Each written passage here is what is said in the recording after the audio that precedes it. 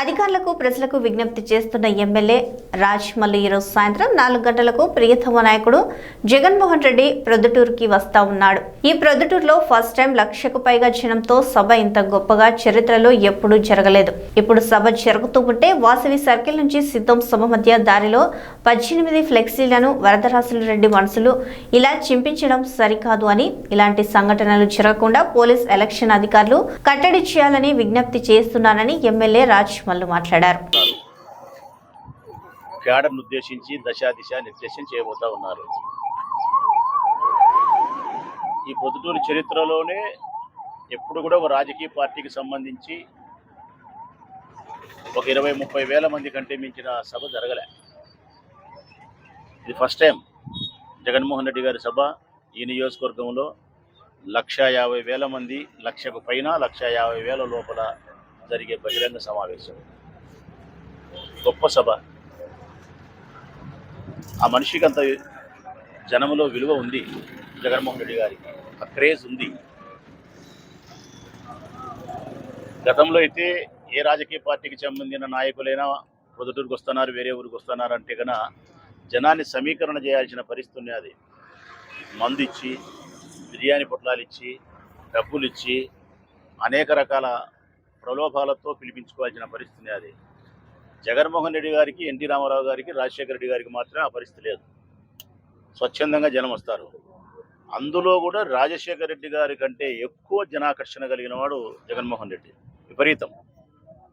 మాకు నాయకులకైతే రాగిన ఆపేసే పని లేదు. మేము చేయాల్సిందల్లా ట్రాన్స్పోర్ట్ వ్యవహారం ఒకటి చక్కదిస్తే చాలు. మనుషులు పల్లెల నుంచి కానీ పట్టణాల నుంచి కానీ రావడానికి మేము వెహికల్ అరేంజ్ చేయగలిగితే చాలు. ఇక వాళ్ళు మా నుంచి డబ్బులు ఆశించడంలే, మందు ఆశించడంలే, భోజనాలు ఆశించడంలే, అసలు మమ్మల్ని పట్టించుకునే పరిస్థితులు కూడా లేరు. ఇంకా కరెక్ట్గా చెప్పాలంటే జగన్ వచ్చిన తర్వాత, జగన్ రాకముందు ఈ పిల్లలు ఎవరైతే ఉన్నారో నన్ను ఎమ్మెల్యేగా అన్న అని చూస్తారు. జగన్ ఆడు వచ్చా అంటే నన్ను ఒకరిని ఇడిచిపెట్టి జంకొని పోతారు. వీళ్ళు ఎవ్వరు ఉండరు ఇక్కడ. అంత క్రేజ్ ఉంది ఆయనంటే. కొన్ని లక్షల మంది జనం సమీకరణ అయ్యే పరిస్థితి ఉంది ఆయన వచ్చే పరిస్థితి. ఇది ఈరోజు సమావేశం. ఇంత గొప్పగా ప్రొద్దుటూరులో సభ జరుగుతూ ఉంటే ఒక రాజకీయ పార్టీకి సంబంధించి తెలుగుదేశం పార్టీ వాళ్ళు మాత్రం కడుపులో ఆవాలు పోసుకొని బతుకుతారు. ప్రతిసారి అంతే. ఇక్కడ మేము ఏది కార్యక్రమం పెట్టుకున్నా జగన్మోహన్ రెడ్డి గారు ఎప్పుడు వచ్చినా కానీ ఏదో ఒకటి అల్లరి చేయాల్సిందే, ఏదో ఒక దాడి చేయాల్సిందే, ఏదో ఒకటి అవాంఛనీయ సంఘటనలు క్రియేట్ చేసి పక్కదారి పట్టించడము, లేకుంటే సభను నిర్వీర్యం చేయాలనే ప్రయత్నం చేయడం జరుగుతుంది. లాస్ట్ టైం సామాజిక సాధికారిక బస్ యాత్ర జరిగితే బెనర్జని వైఎస్ఆర్ కాంగ్రెస్ పార్టీ కార్యకర్త దళిత బిడ్డను హత్యా ప్రయత్నం చేసి నరికి వాడు ఇప్పుడు కూడా సరిగా కోలుకోలే. ఇంకా 6 నెలలు అయిందో ఇప్పుడు కూడా సరిగా కోలుకోలే. తలకు 2-3 పెద్ద ఆపరేషన్ చేసి వాడు 2-3 నెలలు హాస్పిటల్లో పడినాడు. తీర్మానంగా చంపే ప్రయత్నం చేసినారు. అప్పుడు అట్లా డిస్టర్బ్ చేయాలని ప్రయత్నం చేసినారు. ఇప్పుడు మళ్ళా చిల్లర పనులు వాసవి సర్కిల్ పై నుంచి ఫ్లెక్సీలు పెడితే మా వాళ్ళు ఇట్లా ఇట్లా రాత్రి ఇట్లాంటి 18 కోసినారంట. 18 ఫ్లెక్సీలు ఇట్లాంటి కోసినారు. ఇట్లా అన్నీ ఒకే యాంగిల్లోనే బ్లేడ్తో కట్ చేసినారు. అన్నీ ఒకే యాంగిలే బ్లేడ్తో కట్ చేసినారు ఆ వాసవి సర్కిల్ పై నుంచి. దీనివలన ఏం లాభం వస్తుంది వాళ్ళకు? ఇట్లా ఫ్లెక్సీలన్నీ చించుకుంటా పోతే ఒక గొడవ వాతావరణాన్ని క్రియేట్ చేయాలనే వైఎస్ఆర్ కాంగ్రెస్ పార్టీ కార్యకర్తల్లో, యువకులలో ఒక కోపాన్ని తెప్పించి గొడవల వాతావరణం క్రియేట్ చేయాలనే సభను అంతరాయం పట్టించారు. ఎన్ని వరదరాజరెడ్డి గారికి తెలిసి జరిగినాయా, తెలియక జరిగినాయా నాకు తెలియదు, కానీ చేసినది మాత్రం వరదరాజరెడ్డి మనుషులే. పక్క తెలుగుదేశం పార్టీ మనుషులే. ఇంకా తెలుగుదేశం పార్టీ మనుషులు కాకుండా సామాన్య ప్రజలకు ఏమైనా ఫ్లెక్సీలకు వచ్చే అవసరం ఉంటుందే? అది పోనీ మేము కోసుకునే దానికి మాకేమైనా అవసరం? మా సభను మేము గబ్బు పట్టించుకునే దానికి మాకు అవసరం ఉందే? వాళ్ళు అట్లా కూడా మాట్లాడతారు. అబద్ధాలు చెప్పడంలో తెలుగుదేశం పార్టీని మించిన వాళ్ళే లేరు. మేము ఇంత డబ్బులు పెట్టి దీనికి 5,200 రూపాయలు గవర్నమెంట్ కట్టి, మేము లెక్క 5,000 పెట్టి 10,000 రూపాయలు పెట్టి కట్టుకొని తీరా జగన్ వచ్చే ముందు కోసుకొని ఇదంతా అట్లా గలీజ్గా చూసేదానికి అసహ్యకరంగా కనిపించే పరిస్థితుల్లో ఎట్లా పెట్టుకుంటాము? ప్రజలు ఎందుకు వస్తారు? కోసేది మాకు సరిపోని వాళ్ళు ఎవరు? తెలుగుదేశం పార్టీనే, వరదాడి మనుషులే. నేను వరదరాడికి తెలిసి చేయించినాడని చెప్పి చెప్పడంలే. తెలిసి చేయించినా తెలియక చేయించినా కానీ చేసినది మాత్రం నీ మనుషులే, వరదాడి మనుషులే. అప్పుడు బెనర్జీ నరికినది తెలుగుదేశం పార్టీ మనుషులే. నువ్వు ప్రతిసారి ఇట్లా ఏదో ఒకటి చేస్తానన్నారు. నేను అధికారులకు విజ్ఞప్తి చేసేది, ప్రజలకు విజ్ఞప్తి చేసేది ఒకటే మాటే. ఇటువంటి అవాంఛనీయ సంఘటనలు ఎందుకు చేస్తున్నారు, దేనికి చేస్తున్నారు, వాళ్ళ మానసిక ప్రవృత్తి ఏందనేది ప్రజలను గమనించమని కోరుతా ఉన్నా. ఇటువంటి చర్యలు చేసే వాళ్ళను కట్టడి చేయాల్సిన బాధ్యత పోలీసులపై ఉంది. ఎన్నికల కమిషన్ కూడా దృష్టి సారించాల్సిన అవసరం ఉందని మాత్రం చెప్తా ఉన్నా. ఇది ఒకవైపు. ఇంకో 2 రోజుల క్రితం 3 రోజుల క్రితం నుంచి ఇంకొక కోణం జరుగుతూ ఉంది. బంకచెన్నాయపల్లి చిన్న గ్రామం, 325 ఓట్లు ఉన్నాయి.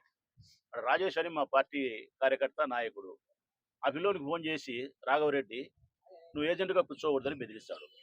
నువ్వు ఏజెంట్గా కూర్చోకూడదు అంటే కూర్చుంటా అన్నా, మా పార్టీ అధికారం లేకొచ్చు, అది వచ్చిన తర్వాత నీ కథ చూస్తాం రా కొడక.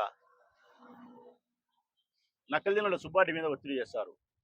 కామనూరు నక్కల్దిన మీద సుబ్బారెడ్డి మీద ఒత్తిడి చేసి, అందరూ మా సైడ్ తిరుగుతున్నారు, నువ్వు ఒకనివి అవతల పక్క కూర్చుంటున్నావు, కూర్చోకూడదు, నీ కథ తేలుస్తాం, అట్లా ఇట్లా ఈ భూముల కాడ ఇబ్బందులు పెడతాం, ఇంకోటి ఇబ్బందులు పెడతామని ఆ నక్కల్దిన సుబ్బారెడ్డి మీద తీవ్రమైన ఒత్తిడి చేసి మానసిక క్షోభకు గురి చేస్తున్నారు. కామనూరు గ్రామంలో మా పార్టీని ప్రేమించే వాళ్ళు దళితులు ఉన్నారు, ముస్లింస్ ఉన్నారు, రెడ్డి గారు ఉన్నారు. ఇప్పటికి స్వాతంత్రం వచ్చినప్పటి నుంచి ఆ ఊర్లో ఓటింగ్ జరగాలి. దేశమందరికీ స్వాతంత్రం వచ్చింది, ప్రొద్దుటూరు అందరికీ స్వాతంత్రం వచ్చింది, కామనూరు ప్రజలకు మాత్రం స్వాతంత్రం రాలే. అడగా బానిస బతుకులు బతుకుతున్నారు పాపం వాళ్ళు. వరదరాజు గారు పుణ్యం అని ఎప్పుడు మీరే రిగ్గింగ్ చేసుకుంటున్నారు. ఏ రోజన్నా ప్రజల చేత ఓటు ఇచ్చినారా? దానికి సమాధానం చెప్పమంటే కల్లిబొల్లి మాటలని చెప్తారు. ప్రజలకు మేమంటే అభిమానం అంటాం. ప్రజలకు అభిమానం అయితే ఓటు వేస్తే నీకు రావాలా, ఓటు నువ్వు వేసుకోకూడదు. ప్రజలకు నీ మీద అభిమానం ఉందని చెప్పి ప్రజల ఓటు నువ్వు వేసుకుంటావా? ప్రజల బువ్వ నువ్వు తింటావా? ప్రజల పని నువ్వు చేస్తావా? ఎవరు పని వాళ్ళు చేయాలి కదా. మన పద్ధతి లేచిన నుంచి చిలక పలుకులు మాట్లాడతాడు. ప్రజాస్వామ్యం ప్రజాస్వామ్యం ప్రజాస్వామ్యం. మిలిటరీ వాళ్ళు ఆడ సోల్జర్స్ ఉన్నారు, హిమాలయ పర్వతాల్లో కాయలు కచ్చన్నారు, వాళ్ళ పుణ్యాన్ని మనం బతున్నామని పెద్ద పెద్ద మాటలు చెప్తావు. నీ ఊర్లో ప్రజాస్వామ్యం చచ్చిపోయింది. నీ ఊర్లో ఓటుకు వినియోగించుకోలేని పరిస్థితుల్లో పెట్టావు.